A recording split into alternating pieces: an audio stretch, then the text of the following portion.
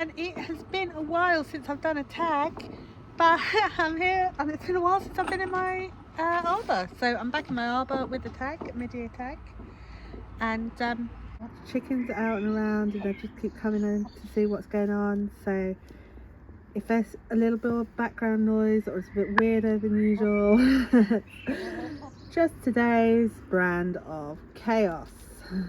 So there you go. Right, so the mid-year tag.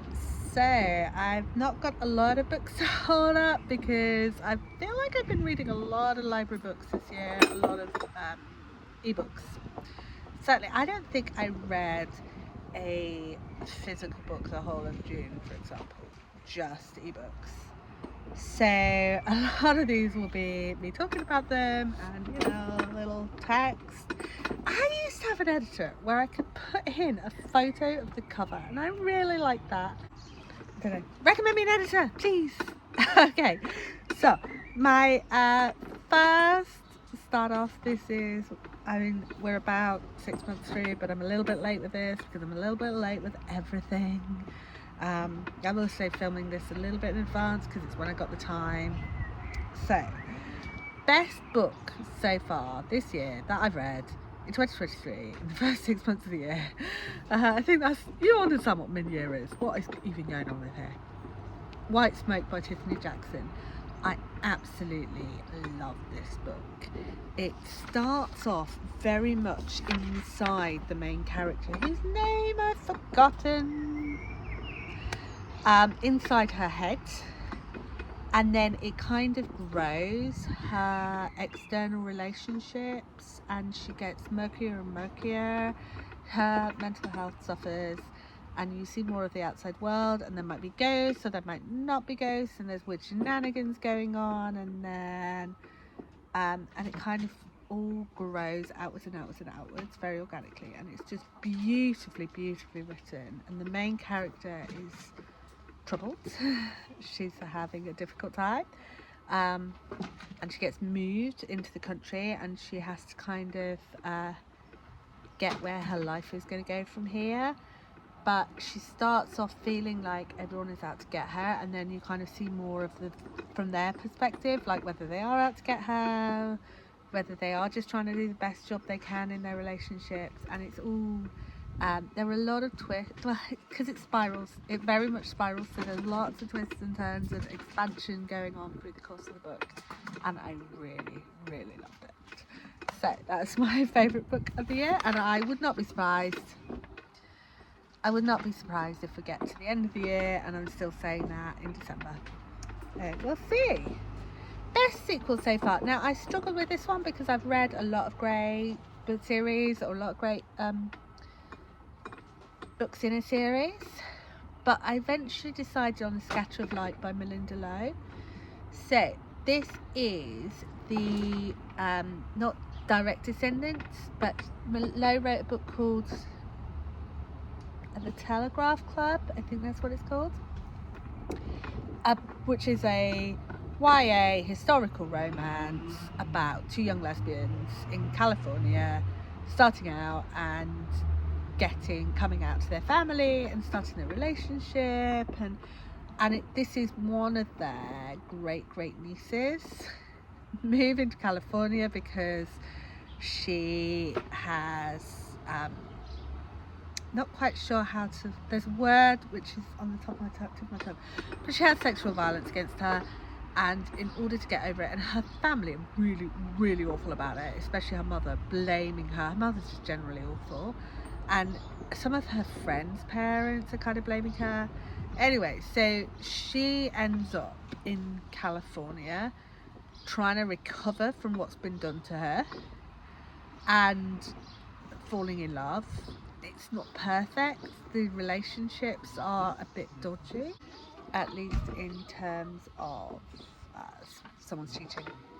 But it was a really lovely YA contemporary romance. New release I haven't read.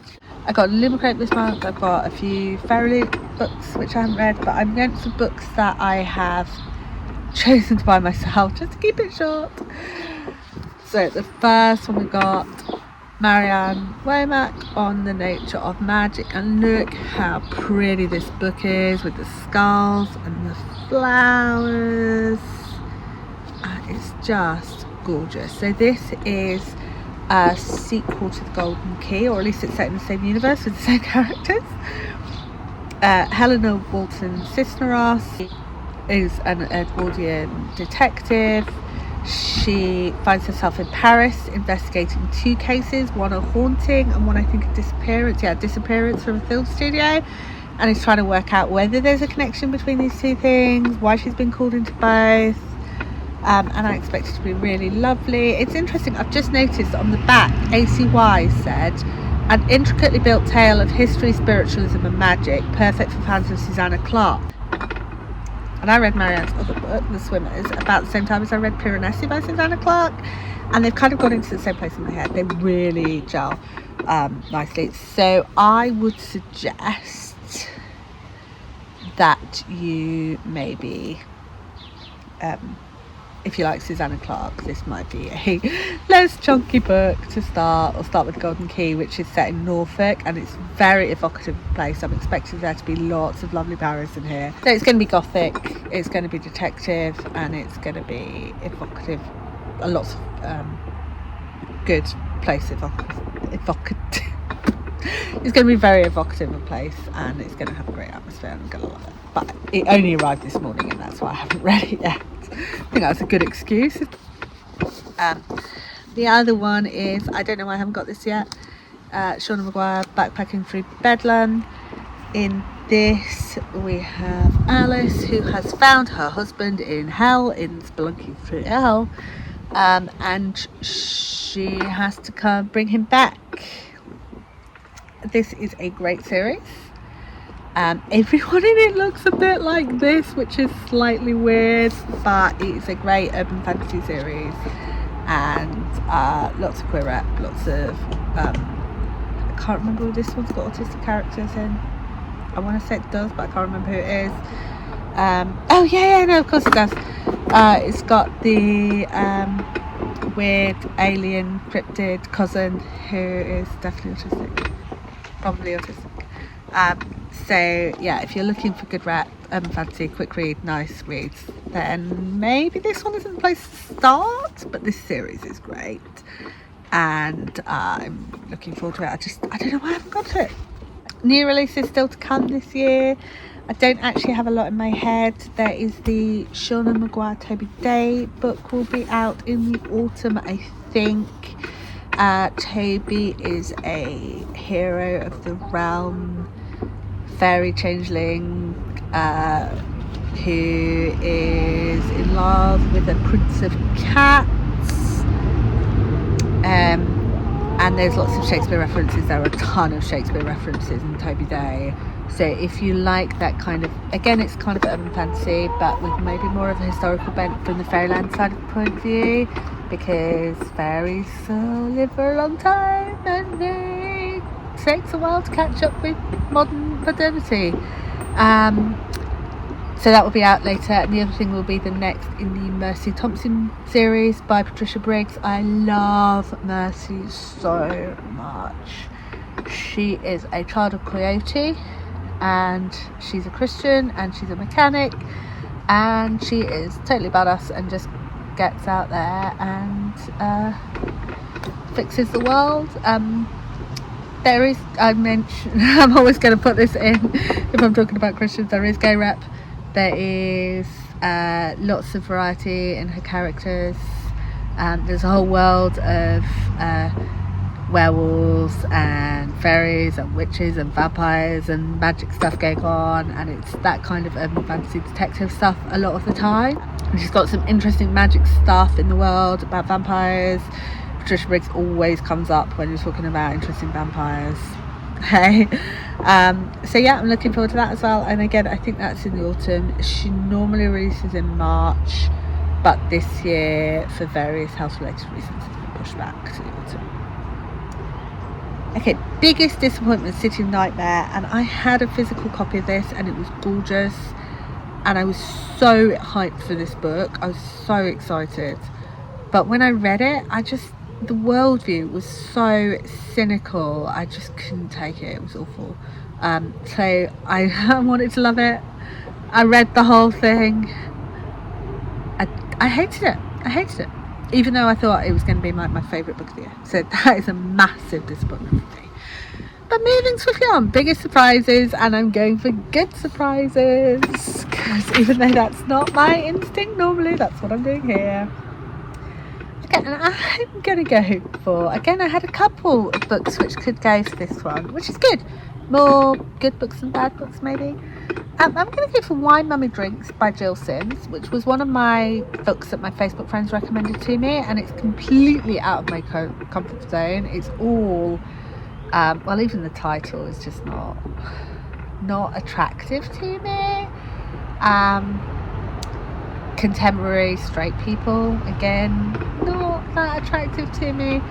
But this is a book about a woman who's kind of awful, and it's written first person, and she kind of expects you to agree with her all the way through, and she's kind of awful. And then there is a twist at the end, and I loved the twist. Probably not enough to go and read the second book, but I really loved it. The other one I thought I might mention here, again from my 12 books in 23 recommended by Facebook. So oh, I live near an airfield. Again from my 12 books in 23 from Facebook, so I'll probably do a wrap up when I've read or DNF'd or more. It was Detransition Baby by Tori Peters, and I was put off by the name. And to be honest, if it was, you have to be a sort of person before I would have accepted it as a recommendation, but because the person who recommended it to me then I did. And this is a book about trans people taking back their own voices, and it's written by a trans woman. It's about trans women being able to talk about what's important to them, being able to focus on what's important to them, and not allowing themselves or not to be taken over by a cis agenda. And as a cis woman, for me the message was, don't take over trans voices, don't insist on the agenda that I want when talking in trans. Don't go into trans spaces and expect to get to talk more than I listen. So that's a really important lesson, and I really like that. Okay, favourite new author, and this one I'm not sure, but I went for Kristen Lepionka because I read her first book, and then I was like, I need to read the second book straight away, and so I got the second book straight away out of the library. And this, she writes noir but gender flipped. It's basically traditional, hard drinking, lots of sex detective who doesn't really care about anything, going out and solving crimes, only it's a woman and she does care. The reason she does a lot of drinking and sex is because she cares, and so you get to see a bit more of her backstory, but it was just really gripping and really surprising, unusual, because it comes from that very male focused genre but female. So yeah, I loved it, and I went straight on to the second book, and I don't know whether there's a third book, but I'll put that off for later. Favourite new character, it's Ruth Galloway from Ellie Griffiths. Ellie Griffiths was also contender for the favourite new author. Ruth is an archaeologist. She lives in Norfolk. I live in Cambridgeshire, but not that far, like half an hour from Norfolk. So she lives in North Norfolk, where she is a researcher at a university, and she ends up doing a lot of detective work with her friends, sometimes lovers, sometimes distant, who's a police detective, and she's just really lovely. She's completely unlike me. She is very solitary and single, and I obviously live in a house with 6 humans and many animals because I like to be surrounded by people. Completely unlike me, and I doubt we'd get on in real life, but to read about, she's great, even if maybe we just, I don't know. Book that made me cry, A Man Called Ove, and I've forgotten the author's name because I didn't write it down. So this was another one from my 12 and 23, and it was brilliant, but it really did a number on me. I started off feeling well connected, happy, satisfied with my life. I got to about halfway through and I was like grumpy as anything, like, why am I so lonely and miserable and really depressed? And it was awful. It really got into my head and twisted my emotions in a way that's brilliantly done. I didn't need it, so I DNF'd it at that point.